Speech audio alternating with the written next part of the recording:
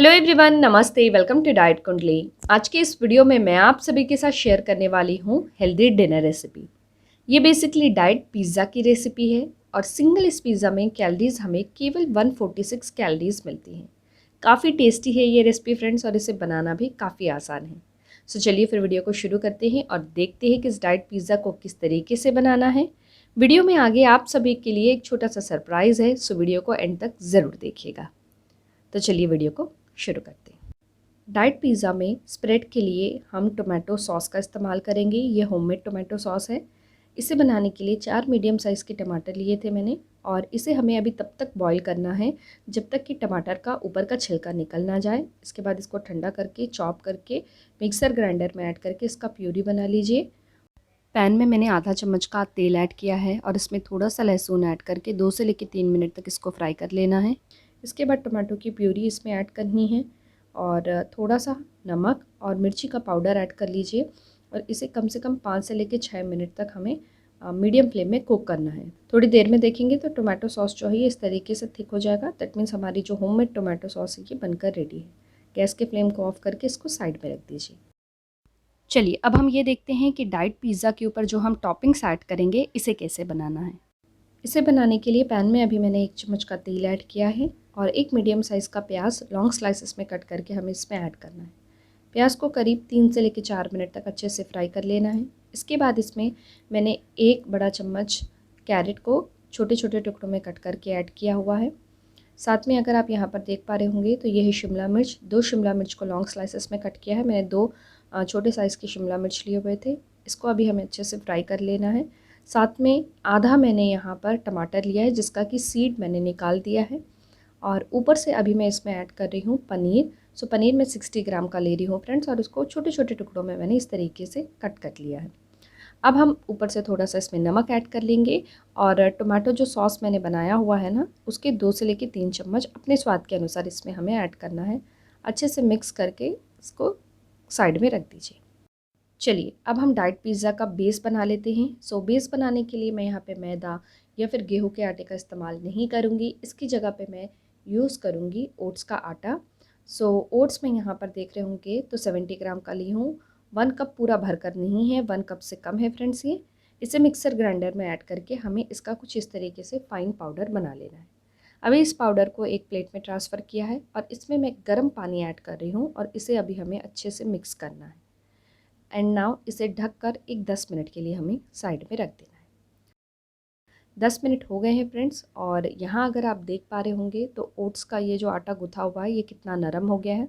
सो अब हम इसे बेलेंगे। इस आटे को बेलते वक्त सबसे ज़्यादा परेशानी ये आती है कि ये पूरा का पूरा चिपकना शुरू हो जाता है। सो उससे बचने के लिए मैं यहाँ पे यूज़ कर रही हूँ ओडी इको बेक पेपर का। ये बेसिकली बेकिंग पेपर है, या फिर इसे हम पार्चमेंट पेपर भी बोल सकते हैं। ओडी इकोबेक ये food grade certified parchment paper है फ्रेंड्स।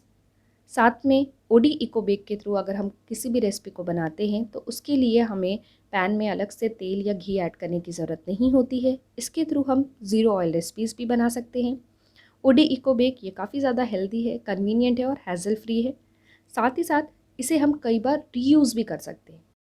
हम नियरली 6 से लेकर 7 बार सेम ओडी इकोबेक पेपर को इस्तेमाल कर सकते हैं फ्रेंड्स।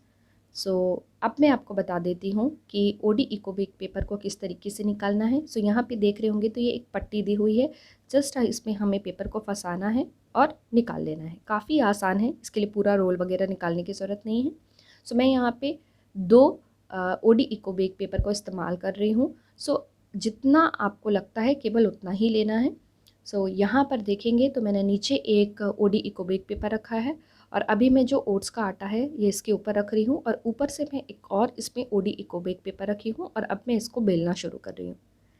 आप यहाँ देख पा रहे होंगे तो देखिए मैं इसको कितनी आसानी से बेल पा रही हूँ। जितना बड़ा हम इससे बेसिकली रोटी बना सके उतना बड़ा हमें रोटी बना लेना है। और इस तरीके से एक टिफ़िन बॉक्स का जो ऊपर का ढक्कन है ना ये लिया है मैंने, और इसकी पीछे की पोर्शन से मैं इस तरीके से प्रेस करके रोटी के ऊपर एक राउंड सा मैं बेसिकली एक शेप दे रही हूँ।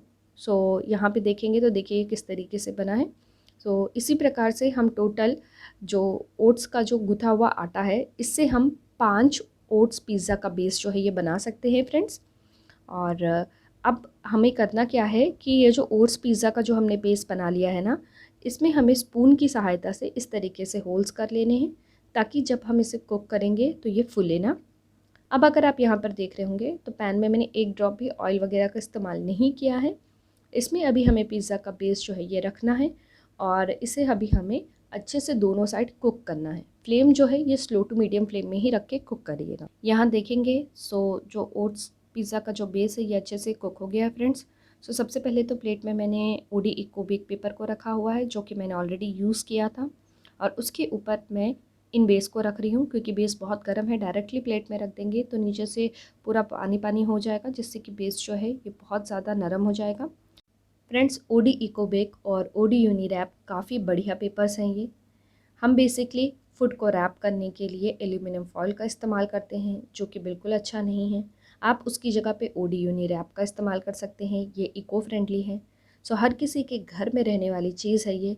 अगर आपको इसे परचेज़ करना है तो लिंक मैं नीचे डिस्क्रिप्शन बॉक्स में दे दी हूँ, आप वहाँ से चेक कर सकते हैं।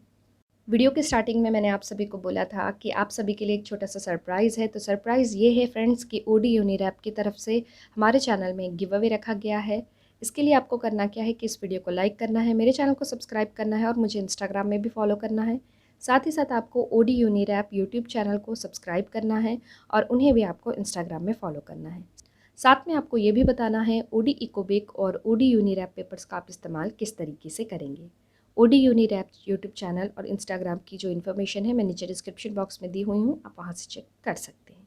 गिव अवे विनर्स का जो अनाउंसमेंट रहेगा फ्रेंड्स, ये कम्युनिटी पोस्ट पे किया जाएगा। गिव अवे में आप सभी ज़रूर पार्टिसिपेट करिएगा। अब हमें करना क्या है कि ये जो बेस है इसके ऊपर हमें टोमेटो सॉस जो हमने बनाया है वो ऐड करना है। साथ में इसमें हमें जो हमने स्टफिंग बनाई हुई थी, सब्जियां फ्राई करके रखा था, ये ऐड करना है। भरपूर ऐड करिए फ्रेंड्स, कोई कमी मत करिएगा। जितना ज़्यादा डालेंगे उतना मज़ा आएगा खाने में। साथ में मैंने इस रेसिपी को बनाने के लिए यहाँ पर मैं 2 चीज़ के क्यूब्स ले रही हूँ, छोटे वाले, और इसका जो वेट है सिंगल चीज़ क्यूब का वो 25 ग्राम है। टोटल मैंने 50 ग्राम चीज़ ली हूँ। उसको मैंने ग्रेट कर लिया है फ्रेंड्स, और अभी इस ग्रेटेड चीज़ को हमें इन पिज़्ज़ा के ऊपर ऐड करना है। यहाँ देखेंगे फ्रेंड्स, जो पहले मैंने ओडी को बेक पेपर का इस्तेमाल किया था ना, उसको मैंने इस तरीके से कट कर लिया है। इसके ऊपर पिज़्ज़ा रखकर अभी मैं पैन को गरम कर रही हूँ, तवे को गरम कर रही हूँ। और चूँकि हमें चीज़ को मेल्ट करना है, इसको थोड़ा सा बेक करना है, क्रिस्प करना है।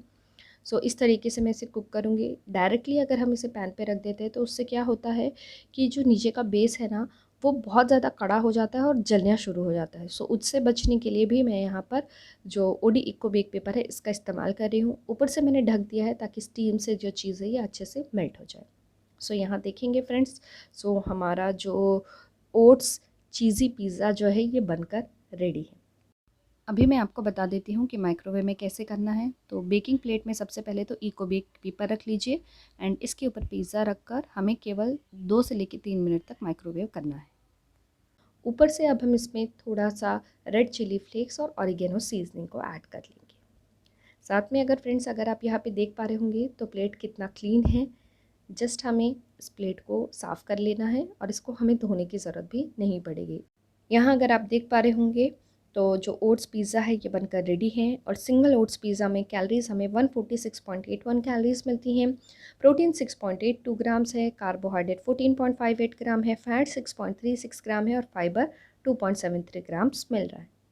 फ्रेंड्स, मैंने मेरे डाइट में डिनर के टाइम पे ऐसे 2.5 ओट्स पिज़्ज़ा ऐड किए हैं। आप ये ध्यान रखिएगा कि ये काफ़ी हेल्दी है, टेस्टी भी है, लेकिन अगर आप लिमिट से ज़्यादा खाते हैं कैलोरीज़ बहुत ज़्यादा बढ़ जाएंगी, तो इसे भी आपको कंट्रोल अमाउंट में खाना है। फ्रेंड्स, आई होप आप सभी को मेरे आज का वीडियो पसंद आया होगा। वीडियो अच्छा लगा हो तो वीडियो को लाइक ज़रूर करिएगा, चैनल को सब्सक्राइब करिएगा और इस वीडियो को अपने फ्रेंड्स और रिलेटिव सबके साथ ज़्यादा से ज़्यादा शेयर ज़रूर करिएगा। साथ ही साथ गिव अवे में पार्टिसिपेट करना बिल्कुल मत भूलिएगा। चलिए bye, take care, thank you so much.